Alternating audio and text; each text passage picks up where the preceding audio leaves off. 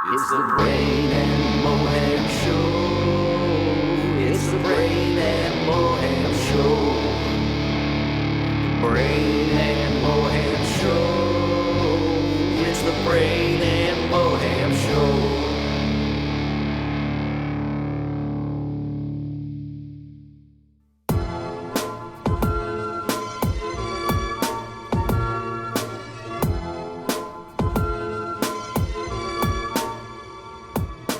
Would you like to talk about the death of man inside of me? I tell you now, his throat was slit right in front of me. Who was it so? Who sent such harm? The candles wax in the farmer's barn. Above a board upon a loft, a candle swung aside, an axe I stood below for light. What's going on, guys? This is the Brain and Moham Show. I am Muhammad El-Darwish. And I am Brain Mountain. And today we are joined by a special guest, Dominique Ellis. How are you? Oh, I'm doing good, man. How are you guys? Thank you so much for joining us.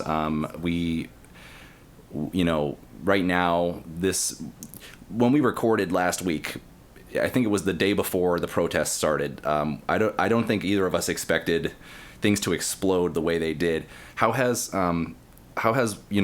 first off, can you tell us a little bit about yourself, and then maybe we can get into how this has affected you?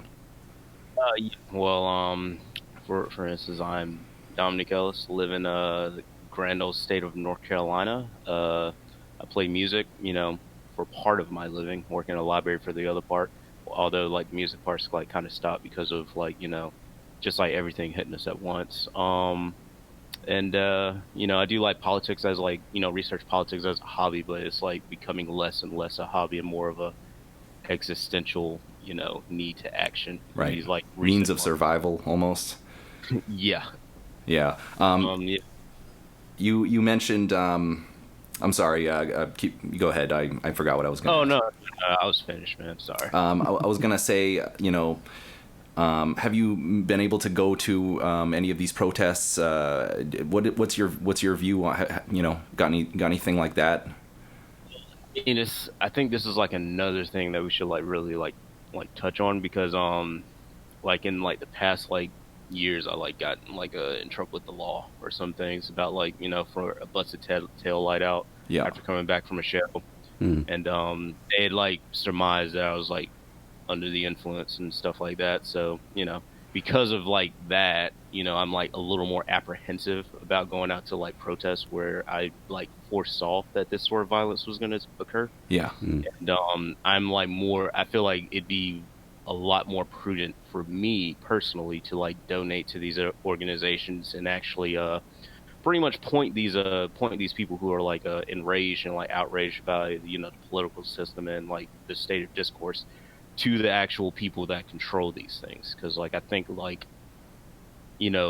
of people are mad at stuff, but they don't have literally a clue who's a district attorney, who's a lieutenant general. Yeah, it's easy to be mad, isn't it? It's very easy to be mad, but it's a lot harder to actually do something productive. Yeah, so I've just been doing research on that stuff, which is really tedious. I thought I'd be able to do it within a day. Well, that's by design, I think.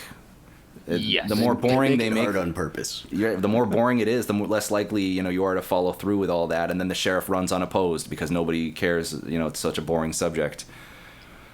Precisely because consumerism has really taken over our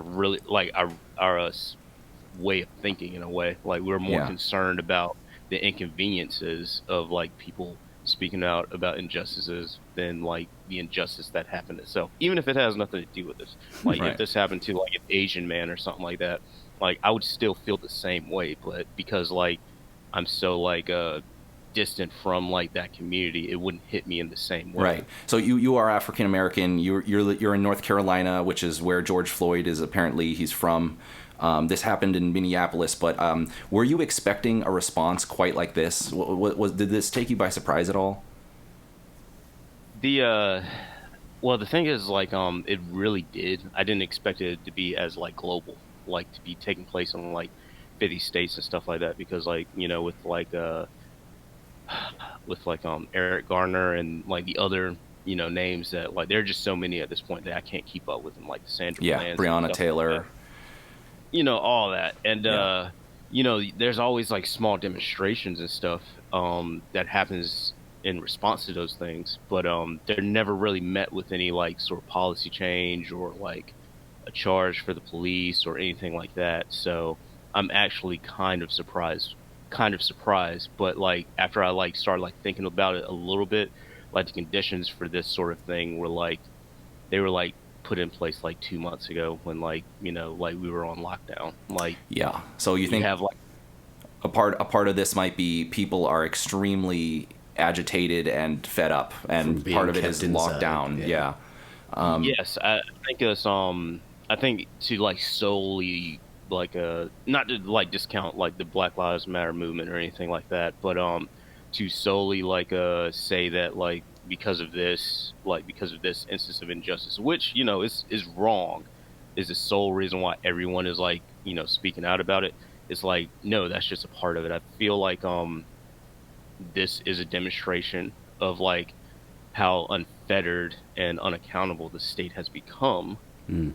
So people, whereas like people like don't have jobs, they don't know like what the status of this virus is. There are some people that don't think the virus is serious because of mixed messaging and stuff. Yeah. There are And people that are really going too far with how scared they are of the virus too. I've noticed. yes, Extremes I on both think, sides. and I've like witnessed that stuff myself too, because I like work in a library. Like for the past like 2 months, like I've only been going out for like groceries and for booze. I mean, come on, like who's gonna go? Yeah. But, Essentials, The- but like, there are people like very hypersensitive about like the social distancing thing. Like the instance with the lady that was like calling the cops on that dude yeah. because Yeah, no, she was trying to threaten him. She was trying to threaten his life for nothing, like because she was upset about getting called out for not having a leash or something. It's unbelievable. And she was a liberal. She was a liberal. She donated to Obama, and yet she, was a super racist at that moment. I think that's like one of the underlying things that we need to really really pay attention to, because the instance that we're talking about now, which like has like the like America and 18 other like countries in uproar, is because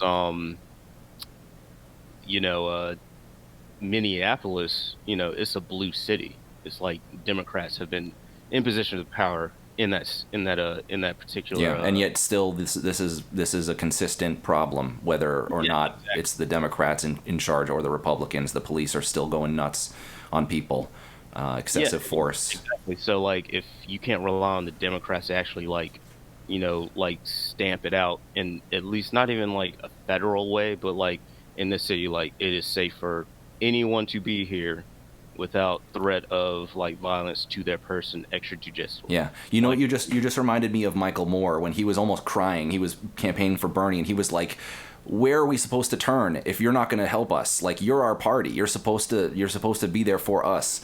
He was like, there was like a tear in his eye when he was saying that, and I felt that. And I also I feel and I understand why you're saying that you felt strategically, specifically for you, that you would be better off for the for yourself and for the movement to not go out and protest. And I feel the same way. I mean, when I heard about it, I kind of wanted to get involved, but I'm in a situation where I kind of can't, and it's for reasons I can't really get into, but I do want to help. Maybe in a pandemic, going out there and mingling is not the best way to help, especially when there's so many people doing it on their own accord right now. Yeah, exactly. And that's another thing that like I feel like that like the whole like media apparatus have just like completely ignored or like abdicated, in their like duty to report the facts, as a like you see a whole lot of like partisanship like arise out of like an issue that should really not even be like up for debate. Like, we're talking about powers of the state and like how we hold them accountable and stuff like that. That's really what this conversation is about. Is because like black people are so close in proximity to like the transgressions of the state that is called Black Lives Matter, but you have all these people that are like so ready to engage in the whole identity politics, So do you try to stay above that? Do you try not to let that sort of thing affect because you are African American, and I assumed before I started this interview that you're profoundly impacted by this movement or the past week of news, the violence in the streets. It's all impacting you, I'm assuming. But can you shed a little more light on that, on what it's like to be black in America right now during this time? Yeah, I'll tell you. I'll tell you right now that very question is like how it impacts me, because I should not be asked that question in this country. Like I should not have to even like express like my experiences in this way, because these are crimes that should have been like stamped out. Like, Yeah, I think we're losing. I think we're losing you, man. We're losing some volume on you. Could you just run back and repeat that? Yeah, I was just saying like the whole like the actual question itself is like, indicative of like what I go through anyway, because like I've lived my entire life not really having like my race or my heritage be like, the defining character trait of my personality or anything like that. I usually try to like, you know, exhibit my character, things I'm into and stuff like that. But because of like prejudices that like exist in this country and abroad, I am, unwittingly wrapped up in this, like whether I want to or not. Whether if I was like, oh, I don't really feel like protesting, like even if I was one of those people that felt like it was inconvenient, which there are like some people of color who are talking like that, which is like kind of weird in my opinion. But the fact that I have to constantly like address these sort of grievances and transgressions and stuff like that to like people who don't like to people who don't really regard it, or like repeating it to people who don't understand, it's like it kind of gets really taxing, Right. if I'm being no, I totally understand. I'm where you're coming from, and that's a profoundly nuanced answer, and that that's the kind of answer that I think a lot of people would be surprised to hear. And it connects us all as humans. We would all be tired of having to constantly address an elephant in the room like that, and and have to answer for not even an elephant more than room, just man. yourself or whatever. It's like an elephant corpse. Like it's like been there for like hundreds of years. Yeah. and, Just like, always there. Right. It's just decaying, and there's like maggots and stuff. It's just like one of those, it's just like we gotta get rid of this. Yeah. It's Right. like, Well, speaking of dead elephants with maggots rotting in their corpse, have you seen the new Netflix series on Jeffrey Epstein? no, I have not, but I've been keeping up with like all the things that have like been surrounding that stuff, which like I mean people are gonna like think is like conspiratorial and stuff like that initially, but like there's a reason why he died. Mhm. It's like Yeah. it's like I just and I've been meaning to check it out, but like I've been like keeping up with like the anonymous leaks and stuff like Yeah. that. Well, And hoping they actually leak some more stuff pertaining to that. But yeah, that's another thing, is that with all that's going on, that almost kind of doesn't get the attention it deserves. It doesn't. I know Brain's The stuff that got I a lot read to was say about so it. like flabbergasting. I was like, wow, like I knew this guy was fucked up, but Jesus. the thing is, it's like those are like legal documents. It's like it's not made up. It's not. Yeah, it's like his legit. Yeah, and the document. and the show, the Netflix show, which I'm sure a lot, it's great that you're reading about it, but I'm sure most Americans will eschew the reading for a Netflix series. So I think it's good that there is that resource to help those people get acquainted with the facts around this. What stunned me was not the death so much. They didn't really go over the death so much as his life. The way that he and these other people like Bill Clinton, Donald Trump, Bill Richardson, Alan Dershowitz, all these people that were involved in his world, the way that they thought that they could just do this and get off scot-free, it's pretty amazing. I was talking to Brain earlier. I was saying it's because they didn't think I was talking to someone else earlier, and I was saying it's because they probably didn't imagine the world ever being like this, where the internet was as good as it is and reached every corner of the world. He said it best himself. He was like, I don't think people are going to realize how impactful the internet's going to be. Yeah. Like art and shit like that. But and it's like more so like I really like hate the fact that it's not even like being covered, because of the fact that it highlights, like what we were talking about with like protests and stuff like that. Like it's not even just racism that is like entrenched in our like governmental system and like in systems across the world and stuff like that. It's just like blatant like lawlessness and like Right, corruption, Complete injustice. Like and No matter, pedophilia no matter at this point. flag you fly or what coalition you claim to ally yourself with is like these people who you claim are on your team may have participated in, you know, Yeah, atrocities that Epstein did, or like played a part in like covering them up for so many years. I am done with Bill Clinton. I cannot believe I used to like him. I'm done with that guy after what I've learned about him and Epstein.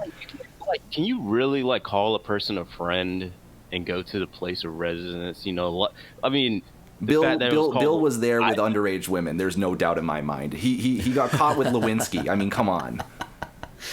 People love saying Lolita. I mean, I have a coworker that is like has that same namesake and stuff like that, and I always like kind of chuckle. But it's like, dude, you can't like you go to a place that's called Lolita Island. Like, have you read that freaking novel? Like, the dude. Do you know what Lolita means, right? And you can't like, how can you be around this person for this long and just not like feel like weird about it or not even be aware? And that's another thing too, is these anonymous leaks, you know, came out and said that Donald Trump was involved in some of this sexual misconduct, and not only that, but one of the main people in the documentary was a Mar-a-Lago employee hired by Trump, who then got pilfered off by Epstein. I mean, she was one of the main people in the show, was you know, a Mar-a-Lago employee, and that's how she met Epstein, at Mar-a-Lago. Yeah, I gotta watch this because like I'm like unaware of like the victims like testimonies on this, and that's like probably like ignorance on that point. But it's like they're just like, it's just like too much. It's like I'm having to digest like how am I gonna like, you know, survive during a pandemic or anything like that. You know, protests and stuff, like, you know, just like preparing myself for like what if social upheaval comes tomorrow, which, you know, it might sound like a little extreme, but like considering all the actions that have been taken by the president and the inaction of like our lawmakers and stuff like that on like addressing the problem, like, you know, like just full stop, kind of tells me that like this sort of thing is like probably going to be like this whole sort of like you know, troops in like, you know, DC and stuff is like going to end up turning into like a like almost like a partisan standoff. Yeah. This is like, sorry, go ahead. I was just saying it has the potential to be. I'm not sure if it will, but it has the potential. Well, you know, I think I view this situation as a real pick your side moment. It's really like, you don't try to waffle, don't try to, you know, say, oh, you know, it's all, pick your side. For me, it's a very raw emotional time, and I'm like, if you're not with, you know, the people against brutality, and that means you're with Donald Trump and you're with, you know, police brutality or whatnot. And I feel like I have to come out in full force for Joe Biden. I have to come out and be like, hey, Biden wasn't on the plane with Epstein. You know, he wasn't friends with Epstein. At least there's that. Like, dude, like, I mean, we've had our like discussions online, and you know how like I feel about Biden, but like during like these events, I was just like, dude, I just can't, like, I really can't allow, like, I was like willing to see the point where it's like, Trump hasn't done anything too terrible. You know, it hasn't like caused social upheaval until now. But in the span of like 2 months, like it's like freaking critical. Yeah, it's like, you know, we had a guest who wanted to talk about how Trump was going to win the election, and then the pandemic happened like a few days later, and then the economy crashed, and then, you know, they changed their mind. I'm not even sure that Trump would have won the election outright, even without like, this situation, even without the pandemic and economic crisis. Because like I think that Democrats like hate like Biden so much, like at least like, you know, the neoliberal class at least. That, wait, what? They hate or love? I feel like hate Trump so much. Oh, they hate Trump so much. Yes. Yeah, they would like vote for anybody.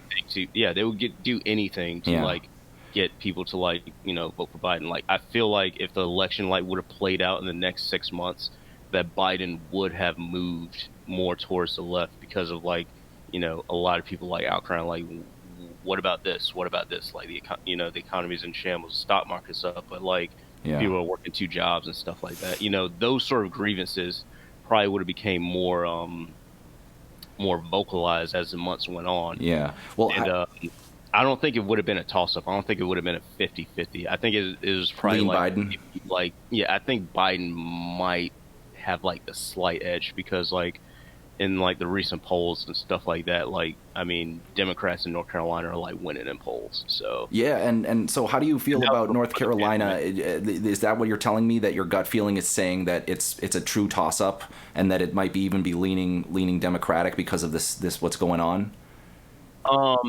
yeah, I don't even think it's a toss-up anymore. I think Trump will be voted out of office. That's because awesome, of man. I these love things. hearing that, And- but I don't want to get complacent. I'm this Yeah, seriously. no.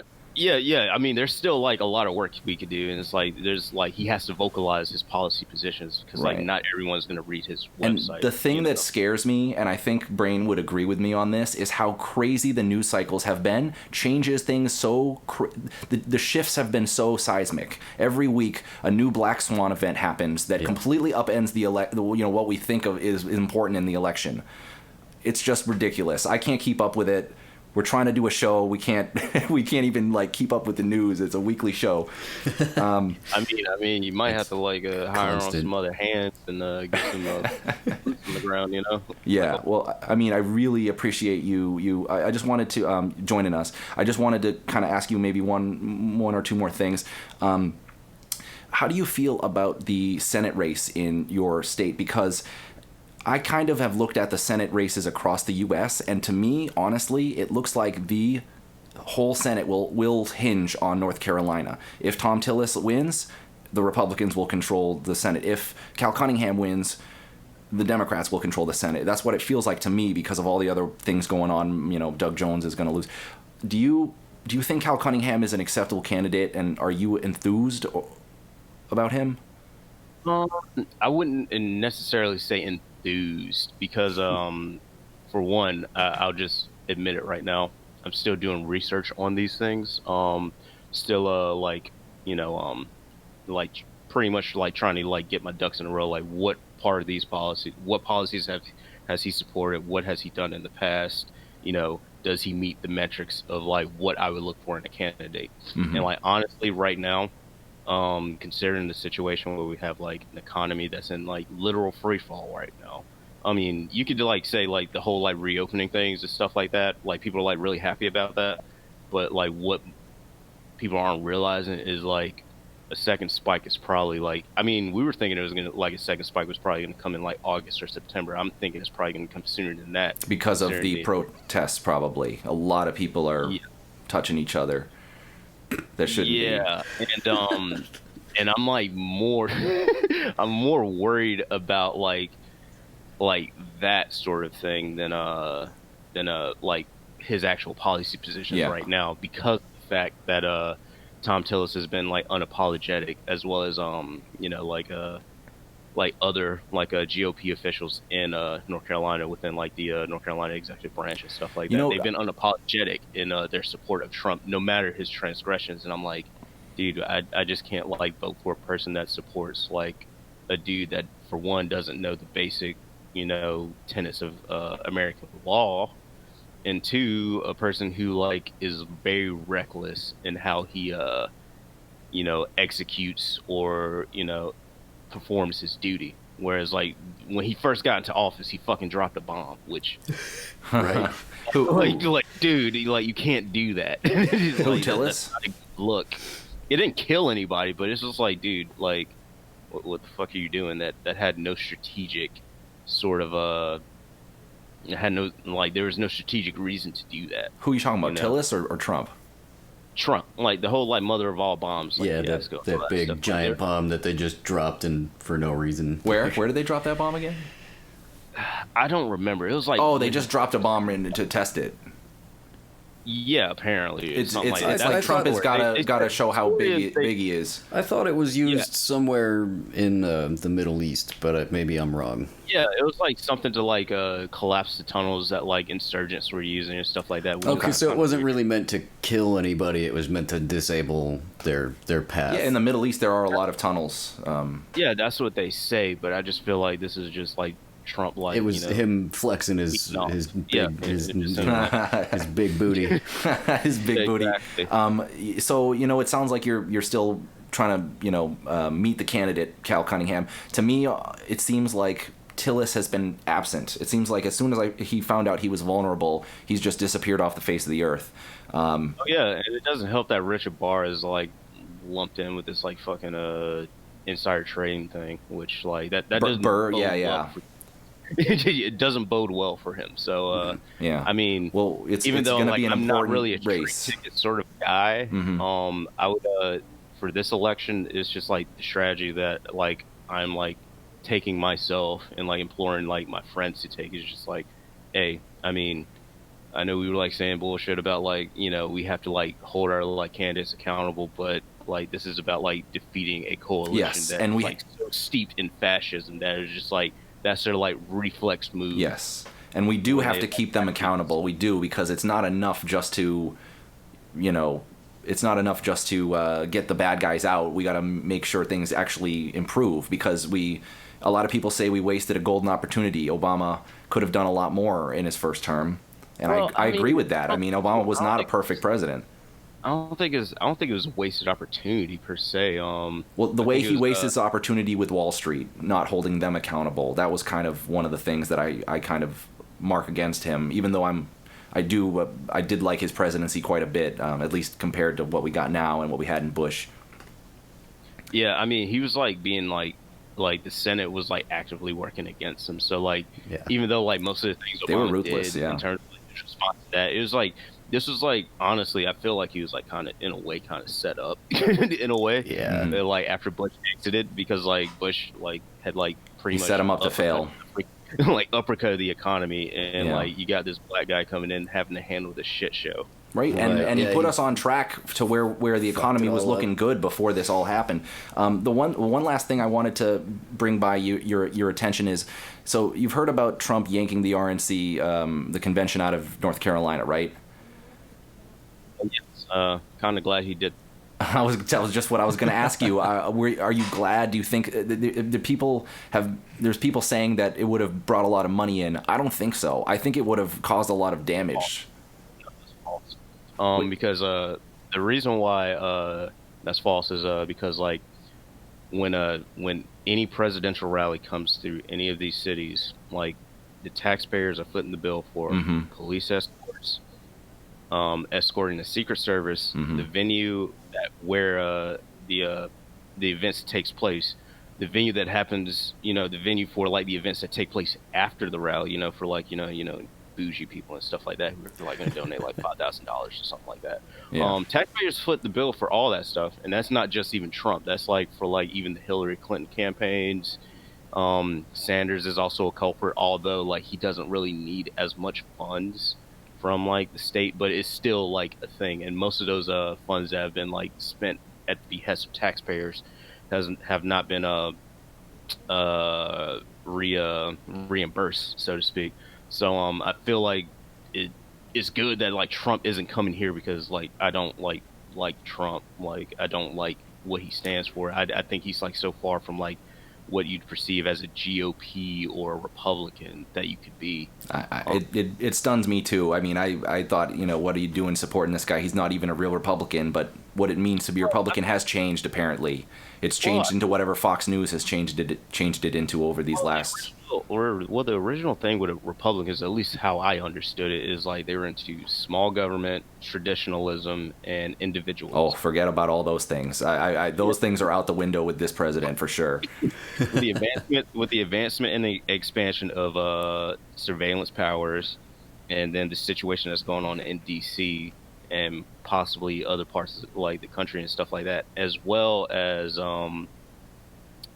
not even like this part isn't even his fault or anything like that, but no, I was like about to talk about the quarantine, like curfews and stuff like that. Like that was the only moment that he was like talking like an actual Republican, like the governors should like decide like how they like deal with like this crisis, even though like I think that's like kind of stupid. Right. Well, he didn't know what to do, so he threw it to the governors, which is okay. I can, that is the right thing. Probably if you're a Republican, but like if a virus enters your country that is indiscriminate, that I feel like we need leadership from the top. Yeah, some federal. Yeah.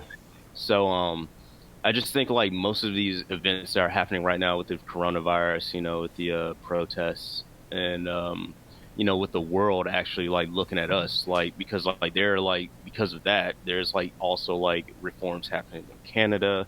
There's protests happening in Puerto Rico that are like trying to like hold their officials accountable because like we have to realize that like the backdrop is economic, like the world, like it's not just America, like the world's like economy is like in essential like free fall, like for the common person. So with our responses to this, it's just like I don't think people really trust like the powers that control these things or control the responses to that, and I feel like that is very dangerous territory for even a small country to be in. Such a huge gap between public trust and the individuals that hold the powers to ensure your safety, prosperity, and happiness all at the end of the day. Yeah. Well, Dom, thank you so much for joining us. Is there anything you want to plug, maybe by any chance, your business or your band camp or something like that? Oh yeah, let people listen to your tunes. I don't have a band camp, but if anyone wants to listen to anything that I've done online, you could just like hit up my SoundCloud at Still God or like Instagram. That's Still God on SoundCloud? Yeah, Still _ God. We'll try to check some of that out. Appreciate you being on, man.